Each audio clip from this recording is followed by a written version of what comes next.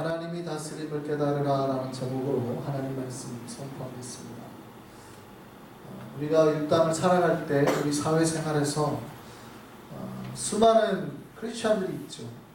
또 넌 크리스천들도 있죠. 자, 우리가 일상에 살아갈 때는 함께 살아갑니다.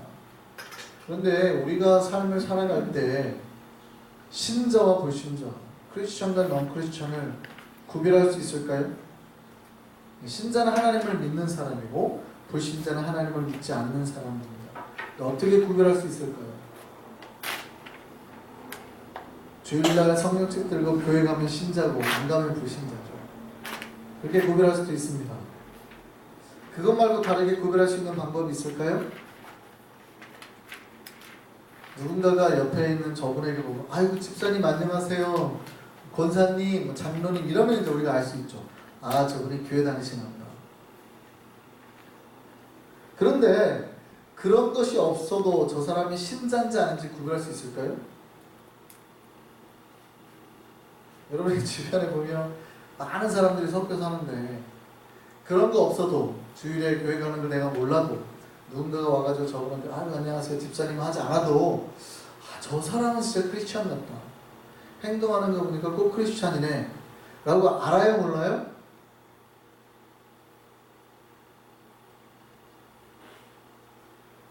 모르는 경우가 있어요. 그죠? 많은 신자들이 세상에 갈 때 자기가 신자라는 사실을 숨기고 삽니다.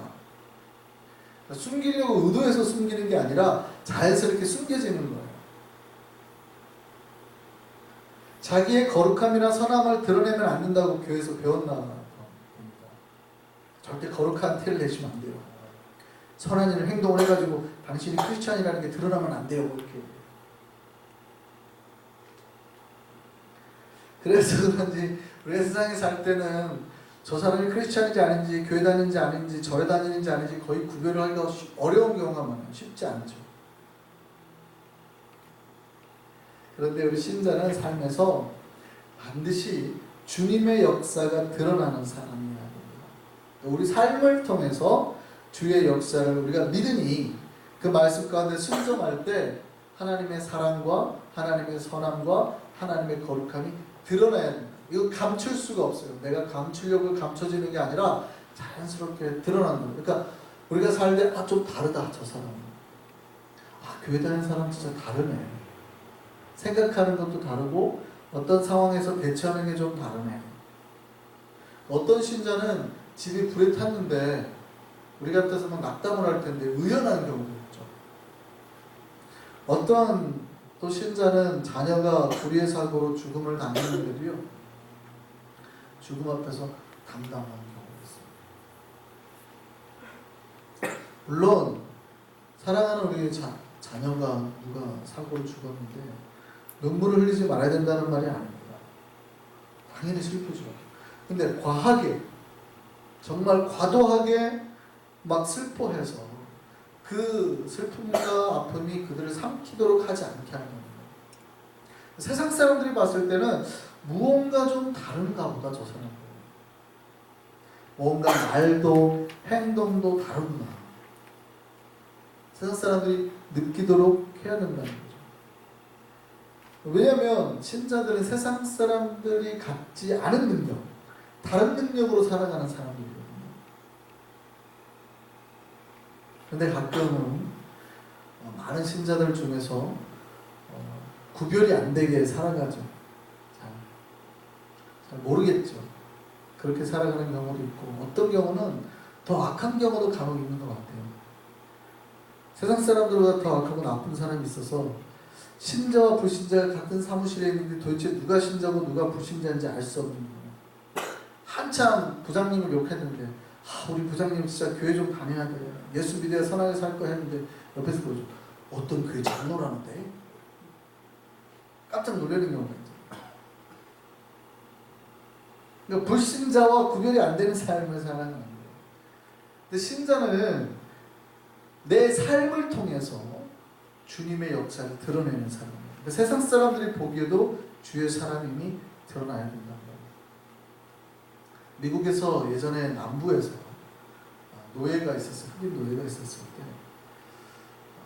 주인이 죽었습니다. 한 흑인 노예가 슬퍼하고 있는 거죠. 그러니까 주인이 그 흑인 노예를 전도해가지고 교회에 데리고 왔거든요. 그때 그 옆에 있는 사람이 그 흑인에게 물었습니다. 주인이 천국에 갔다고 생각하느냐라고 물었습니다. 그랬더니 이 노예가 이렇게 말하는 거예요. 아, 저는 그렇게 생각하지 않습니다. 왜냐하면 그분은 어느 곳에 가든지 늘 준비를 하셨거든요. 시내에 나가거나 들이나 산에 놀러갈 때도 며칠씩 준비하셨는데 저는 그분이 천국 갈 준비를 한다는 소리를 들은 적이 없습니다.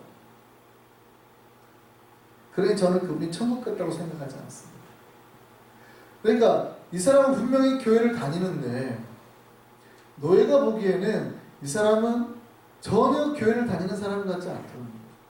다른 건 열심히 하는데 진짜 천국이 있었다면 천국 갈 준비를 할 텐데 분명히 천국이 없었다고 생각하니까 저렇게 살았을 거다라고 생각한다는 거죠. 우리는 이 땅 가운데 우리의 삶을 통해서 하나님이 살아계심을 증명해낼 수 있는 저 여러분들 되기를 소망합니다. 두 번째는요, 신자들은 어떤 사람이냐? 이 세상이 하나님의 뜻과 방법대로 흘러가고 있다고 믿는 자들입니다. 이 세상은 하나님에 의해서 만들어졌습니다. 믿으십니까? 몰라셨을 수 있었는데 모르셨을지도 모르는데 제가 알려드릴게요. 창세기 1장 1절에 이렇게 돼 있어요. 하나님이 천지를 하늘과 땅을 만드셨다. 그러니까 이 세상을 만든 주인이 누구세요? 하나님이세요. 이 세상은 누가 운영하고 있으세요? 하나님이 운영하고 있으세요. 그러니까 하나님께서 통치하고 다스리는 세상이라는 걸 신자는 믿는 사람들이라는 거죠. 그러니까 우리가 살아가는 이 세상은 누구의 뜻대로 흘러가게 돼 있어요? 하나님의 뜻대로. 그러니까 누가 복을 받을까요? 하나님의 뜻대로 그 하나님의 은혜 가운데서 벗어나지 않고 살아가는 자에게 복이 있는 거예요. 그래서 신자는 그거를 믿는 사람입니다. 이 세상은 하나님에 만들어졌으며 하나님이 주인이시다. 그리고 이 세상의 모든 것의 종국은 주님의 뜻에 맞게 될 수밖에 없다. 이걸 믿는 거죠. 그래서 신자들이 이 세상을 거룩하게 아름답게 만드는 방법, 그게 이제 불신자를 회개시켜서 거룩하게 살게 하는 것도 있지만 이 세상 속에 하나님의 계획과 섭리를 선포하는 것도 포함됩니다. 그러니까 다른 이들에게 이 세상이 하나님의 세상이고 하나님이 다스리신다는 사실을 선포하고 인식하는, 하나님의 뜻대로 행할 수 있도록 우리가 알려야 된다는 거예요. 세상 사람들은 이 세상의 모든 게 자기들의 뜻대로 이루어진다고 생각합니다. 그러니까 내가 열심히 하면 돈 벌고 내가 열심히 하면 잘 살고 이렇다고 생각을 해요. 근데 여러분 지금까지 열심히 안 사셨어요? 허투루 사셨어요? 열심히 사셨죠? 근데 여러분의 뜻대로 되던가요? 이상하게 이 세상은 내가 열심히 살아도 안 되잖아요. 그런데도 사람들은 끊임없이 자기 스스로 세뇌를 합니다. 열심히만 하면 된다. 열심히만 하면 되는 게 아니에요. 하나님의 뜻에 맞게 해야 되는 거예요. 하나님의 뜻에 맞게. 아무리 능력이 있어도 하나님의 뜻에 맞게 사용되지 않으면 잘못 쓰여지는 거죠. 저기 리디머 처치의 팀 켈러 목사님이 그런 말씀하셔요. 어떤 사람이 굉장히 비싼 시계를 가지고 있었답니다. 벽에다 못을 박는데 그 시계를 가지고 못을 박아요.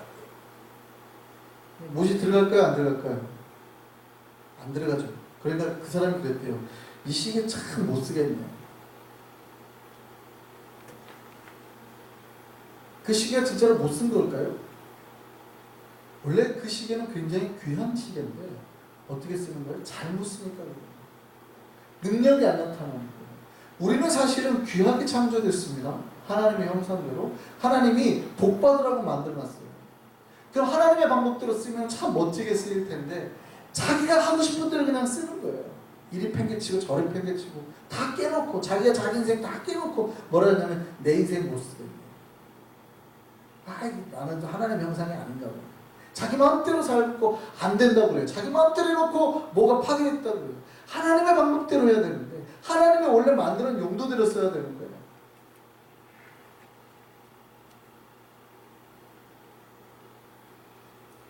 세상 사람들은 자기 마음대로 하면 이 세상에 뭐가 될 거라고 생각합니다. 아니에요.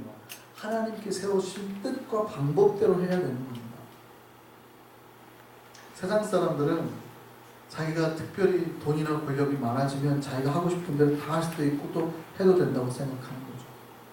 사실은 그에게 주어지는 돈이나 권력이 어떤 절대자가 자기에게 주어져서 뭘 하게끔 아니면 은혜를 베풀어서 자기를 통해서 그 일을 하고 싶어서 했다고 생각하면 못하는 거죠. 그런데 이 세상은 하나님의 다스림 가운데 일어납니다. 신자에게도 불신자에게도. 그러니까 우리 앞에 일어나는 모든 일은 하나님께서 이루시는 거예요. 믿으십니까? 여러분이 깨닫든 못 깨닫지 못하든 만약에 못 깨달아서 교만하면 결국 문제가 될 수 있어요.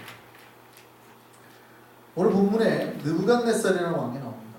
이 사람은 바벨론이라는 제국의 왕입니다. 바벨론이라는 제국을 따지면 거의 중동 전체를 아우르는 초대형 나라였죠. 그 나라의 왕이었습니다. 그러니까 얼마나 권력이 강해요. 오늘날의 뭐 이런 뭐 사법제도, 뭐 행정제도 이게 뭐 분리된 삼권이 분리된 나라가 아니라 왕이 말하면 다 죽고 뭐 이런 나라 세상이니까 그런 제국의 왕이니 뭐 누가 감히 이 왕한테 덤비겠습니까? 근데 어느 날 자기가 자기 나라를 보는데 너무 좋은 거예요. 그러니까 자기가 생각해도 내가 너무나 큰 일을 했다고 생각해요.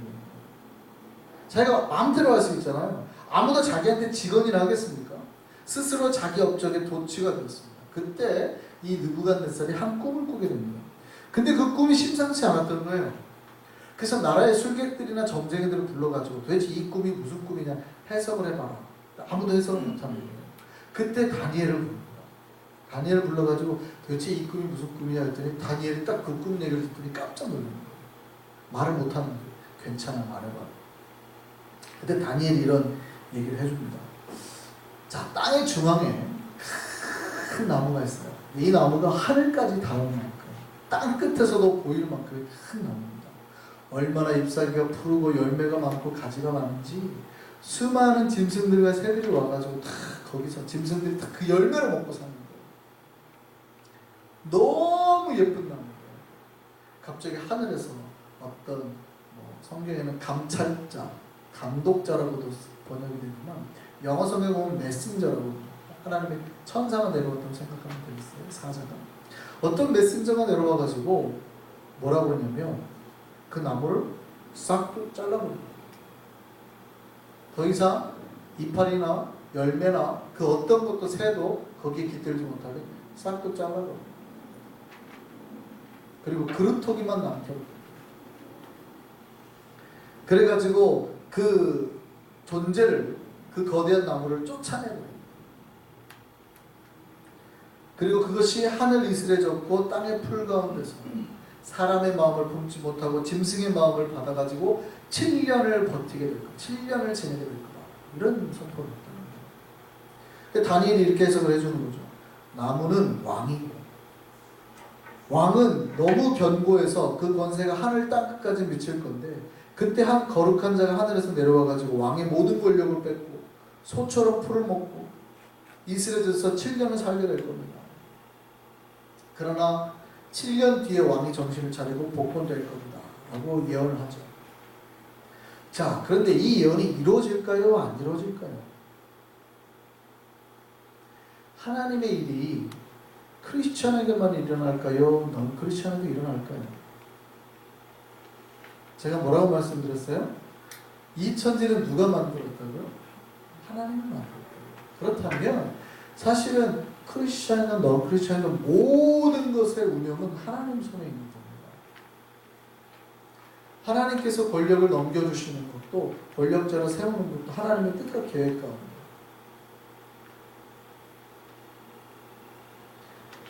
그 얘기를 들었으면 느부갓네살이 겸손했으면 됐을 텐데요. 교만해가지고 정말 자기의 나라의 영광을 어느 날 딱 보는데 도취가 됐어요. 너무 좋아가지고 멋지도다라고 말하는 순간 갑자기 정신을 잃어버리죠. 그래가지고 7년 동안 미친 사람이 되어가지고 돌아다니고 정말 풀 뜯어먹고 살고 7년 만에 정신이 들어서 돌아오게 되죠.